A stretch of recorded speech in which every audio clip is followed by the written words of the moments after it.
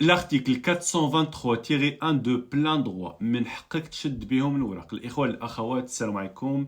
من بعد هاد لا سيركولير ديال غوتايو اللي بزاف ديال الناس سولوني خويا الا تزوجت واش من حقي ولا ماشي من حقي. الوغ كاين دو شوز. الناس اللي دخلوا بالفيزا اوكي دخلتي اون سيتواسيون ريغولير سا دير دخلتي بالفيزا ديالك كيخصك 6 موا في كومون وداخل بالفيزا هذه كتكون عندك دو بلان دروا من حقك تشد بهم الوراق. الناس اللي ما داخلينش بالفيزا داخلين حارقين هنا لفرنسا كيخصكم 7 سنين هنا في فرنسا و 2 موا في كومون. عاد ديك الساعه غتدفعوا الوراق ديالكم كدوز ديك الساعه لادميسيون اكسبسيونيل او سيجور اللي هضر عليها غوتايو 7 ما بقاتش 5 سنين ولا دابا ولات 7 سنين حيت كاين بزاف ديال الناس اللي كيسولوني على هذا السؤال.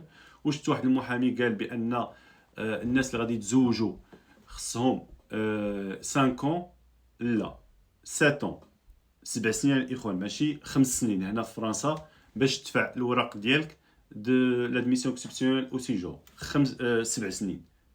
هذاك المحامي ما عرفتش كيخربق ولا شنو.